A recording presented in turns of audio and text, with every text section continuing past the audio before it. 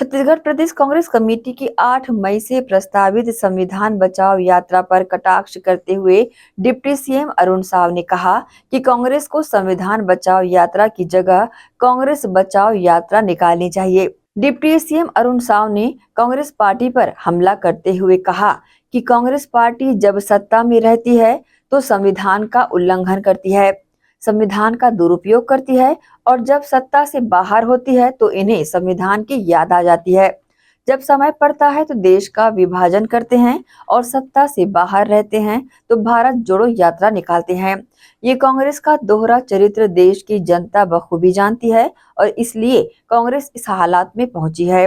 अब तो इन्हें संविधान बचाओ यात्रा की जगह कांग्रेस बचाओ यात्रा निकालनी चाहिए। कांग्रेस पार्टी जब सत्ता में रहती है तो संविधान का उल्लंघन करती है, संविधान का दुरुपयोग करती है और अब जब सत्ता से बाहर है तो उन्हें संविधान बचाओ की याद आ रही है।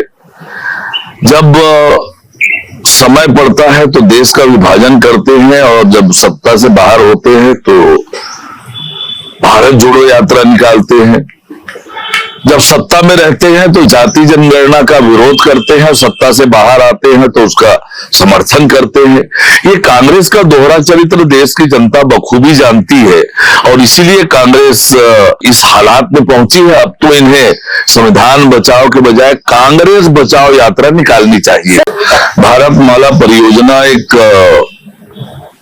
मील का पत्थर छत्तीसगढ़ के विकास के लिए साबित होने वाला है।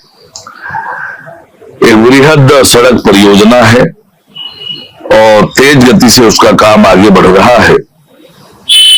आने वाले थोड़े दिनों में वो काम पूरा होगा और निश्चित रूप से दूरियां कम होगी। रायपुर से विशाखापट्टनम की सड़क की निर्माण तेज गति से हो रहा है। कामों की प्रगति देखने के लिए मैं स्वयं गया था और काम में और गति लाने के लिए निर्देशित किया है अधिकारियों को। निश्चित रूप से आने वाले समय में उसका बड़ा लाभ छत्तीसगढ़ को मिलेगा। जहां तक भू अर्जन में उसके हुए घोटालों की जांच की है तो सरकार ने एसीबी से जांच कराने का निर्णय किया है। जांच आगे बढ़ रही है और नियमानुसार जो भी जांच की कार्यवाही होगी वो आगे बढ़ेगा और जो भी दोषी पाए जाएंगे उस पर कार्रवाई होगी। जो भी छत्तीसगढ़ के हित में सोचेंगे वो निश्चित रूप से नक्सल उन्मूलन का समर्थन करेंगे और जो लोग भी इस अभियान का समर्थन कर रहे हैं उनका स्वागत है। वास्तव में विकास के लिए शांति आवश्यक है और इसलिए बस्तर की तरक्की चाहिए, बस्तर का विकास चाहिए। बस्तर के विकास के साथ छत्तीसगढ़ का विकास भी जुड़ा है तो उसके लिए बस्तर को नक्सल मुक्त होना आवश्यक है, बस्तर में शांति होना आवश्यक है। इस दिशा में हमारी सरकार तेज गति से काम कर रही है और जो भी इस काम में का समर्थन कर रहे हैं, स्वागत कर रहे हैं, उनका अभिनंदन।